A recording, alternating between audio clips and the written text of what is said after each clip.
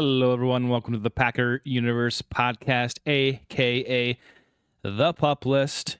And the Pup List is exactly where the Packers were tonight when they played the Eagles in Philly, losing to Philadelphia 22-10. This was Wildcard weekend. There was nothing too wild about this one, Ren. This one was out of hand early with major mistakes all around, especially by Keyshawn Nixon to open up the game with the fumble. But you got fumbles, you got injuries, you got more injuries, you got more turnovers. I think, what did he end up with? 3 at the end with that last one in the end zone. Whatever.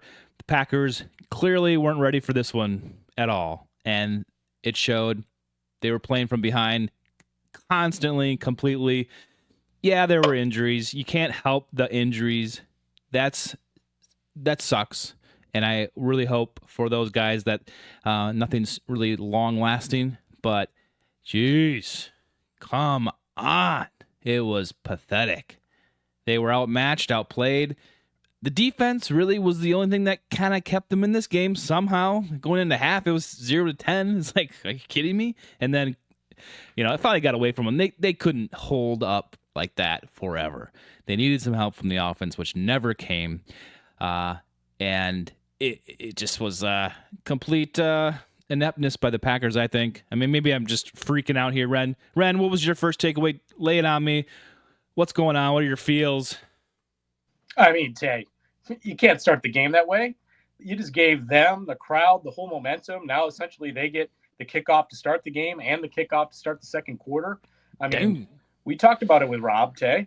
You can survive one turnover, maybe two, but 3 in the first half alone. And somehow you walk into the tunnel and you're only down 10, which is incredible. And you're right. It was the defense that kept this team in it. I mean, hats off the defense, Tay. When you saw a guy get, hit one time in open field, they wrapped up. Those linebackers, those, defensive backs came in and filled, and, they played with a lot of fight during the game. You have the one big takeaway that's the negative on defense is obviously Keyshawn Nixon and Slayton and those guys just being massively undisciplined. This whole team's undisciplined, Tay. I mean, it goes all the way up to the coaching staff. Matt LaFleur's been kind of undisciplined the way he's managed clock and done a lot of things all year. The play calling in this game, it's just a mess. You kind of just have to flush the 2024 season, I guess, Tay. Like they said on, Tuesday, flush the Bears loss. We'll flush that season because it's over. It didn't end well. 3-game losing streak to end the year. There's really not much to take away from the offense. Jordan, again, was not sharp.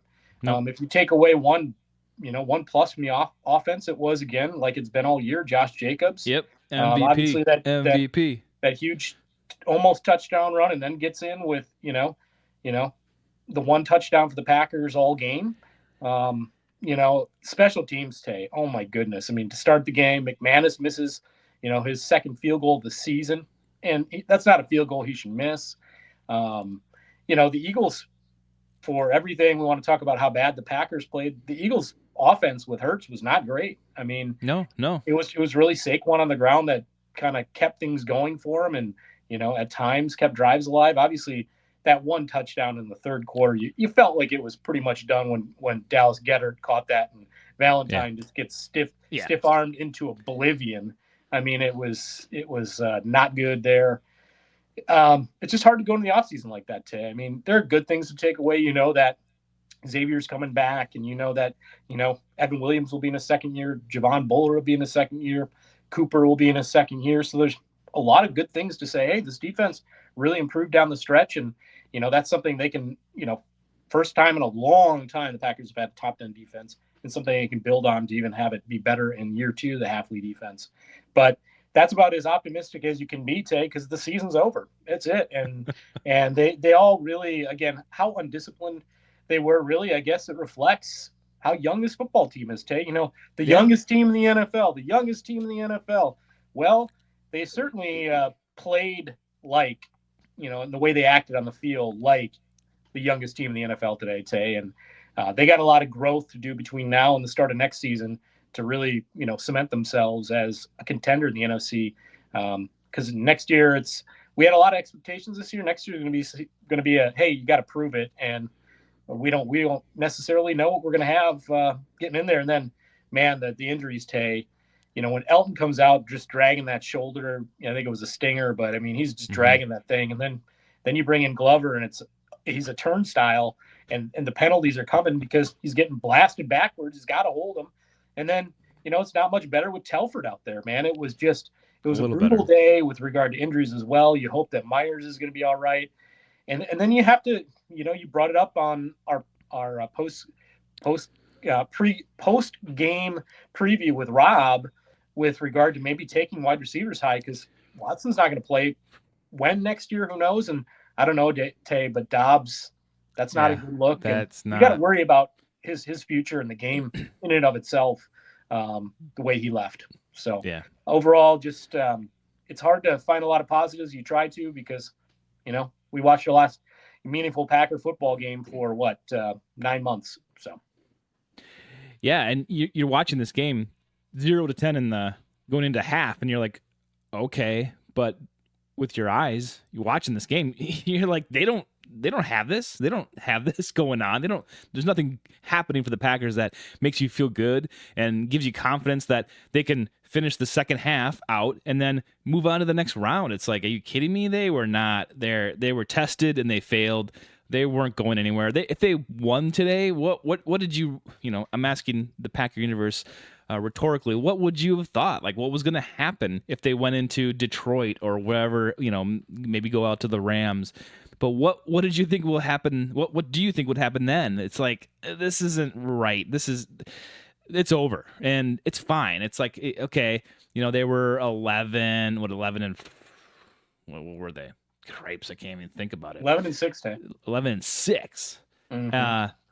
Third place in the NFC, which is unheard of at 11-6, but just to the eye test, it was just like, they just didn't have it. And you start thinking, okay, Glover comes in, plays poorly when Jenkins goes out, brutal penalty for our offensive line, and you're like, okay, do we have an offensive line problem now? Like, you don't put Telford in, which is a weird, like, Matt LaFleur thing. What's happening there? Why don't you put Telford in? Because he was being put in during the regular season.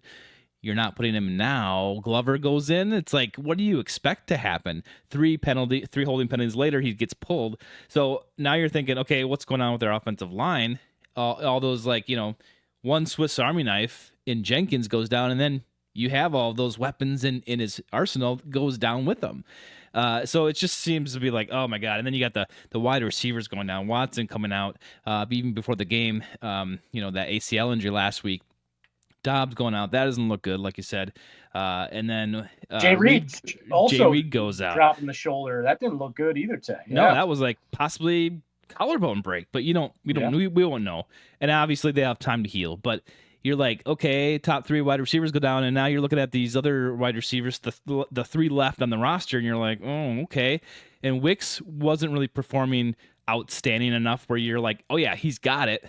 And Heath makes a catch. Was that was Heath on the sideline, or was that Bo that caught that fourth down pass? Yeah, that whole thing, Tay, that third down play bothered me even more. Like, why? The game's on the line literally at that point. You have to drive to score some kind of points, and they just run it up, the A gap right at the heart and teeth of the D on third down, and now it's fourth down. And Heath can't get his 2 feet and bounce because the ball sails a little bit on Jordan's a little high, and it's too far out. He did his best, and that was it.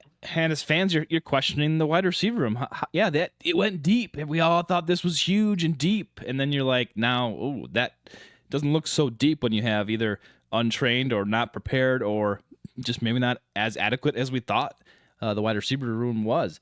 Josh Jacobs wasn't in on that third down, I believe. I think it was Wilson going up the middle with that one. It was. He kind of like had bounced out with a little tweak in his arm or something. So it's like, okay. He looked like like he was limping or something on the sidelines. But he was out those 2 plays leading up to that third down to, I think, second and third down. So injuries were an issue, yes. You can't fault them for the loss, but you worry about what's behind these players that are injured in our depth, and whether they can do it or not, and whether they're coached up enough to do it. And you look at this, and I would say the answer is no. You look at other teams in the league, the Lions, Vikings, and even our division, those guys were ready to go. I mean, Lions had how many injuries this season, and they were able to kind of weather through that. So I guess my big point is like, wow, I'll call it reality check maybe for the Packers and Packer universe out there, just to, okay, well, this team came in this year thinking, okay, we got a good receiver core, look out, these guys are it, and then now you're like, we have holes on defense, cornerback, and you have your pass rush issues, or pass rush defense, and wide receiver now looks suspect. Quarterback play is underwhelming. So I don't know. Maybe it's just because we lost in the division in the wild card weekend here, but it's not looking that great, Ren. And it like you said, I don't know, a few minutes ago, this is not how you want to end the season, and it's disappointing to go in like this when there are question marks abound, especially at key positions, especially at quarterback. We were like, I don't know anymore, and we just paid the guy. What's going to happen? So I think this Jordan's going to be all right. I do. I think he maybe needed a little bit of some harsh reality here to go out that way to rededicate himself and improve in year 3. So I'm not as concerned about Jordan. If it looks like how we ended this year or next year, then I might tell you a different story. But at this point, that doesn't concern me. But you're right. I mean, all offseason, we're going to talk about the cornerback room, and they're going to need some wide receivers. I mean, there's no doubt at this point, Tay, based on the injury to Watson. And yeah, I think Dobbs, it's going to be a question if he continues his NFL career, and that's really unfortunate. And from there, you mentioned the edge room. Rob talked about the edge room, and offensive line depth. It's going to continue to be a thing. So we'll have 9 months to talk about it, though, Tay. How will they be better at those position groups come September of 2025? All right. Well, look, my shirt says Green Bay Packers shareholder. So that's what I am. We're shareholders, Ren. We're about the Packers. We're not about players. We're going to move on. We're going to talk about this. We're going to get our heads around this. But for right now, I think I'm doing this.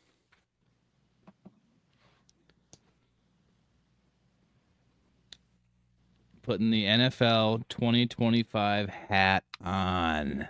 There we go. I'm looking forward to April, Ren. Looking forward to April. Let's go. Well, we're going to have a lot of folks to talk about and see where they think the Packers should go in all those positions over the next 4 months, Tay. But it looks like you already flushed it. So on to the, let's flush it. The let's draft, go. Tay. I mean, we've got so many discussions to have before the draft. But I mean, Ren, what do we have now? You gonna go watch the Lions and the Vikings battle for what you think is yours? No. Yeah, I watch some football, but it's like this is dejecting, Like, let's move on to the draft, Maybe not tonight, maybe not next week, maybe not even up until the Super Bowl, but sometime we're gonna have to move on here. We got a lot to talk about. And it's exciting because it's in Green Bay this year. So I don't know. Maybe a lot of Packer universe can come along with me and put the 2025 NFL draft hat on also. But that's where we're at. Tough loss. I didn't think that the Packers deserved to move on, even if they won this game. They limped through this game, held on by the defense. Injuries plagued them astoundingly, and they just weren't able to ever catch up. And so it's fine. Like, did they deserve to go on? No. So after watching that, it's like, okay, let's move on to the off season, right? I mean, that's all you can do, Tay. I mean, we don't get to have that one replayed, and it is what it is. And again, I think that first play of the game set the tone, and it was a struggle from that point forward.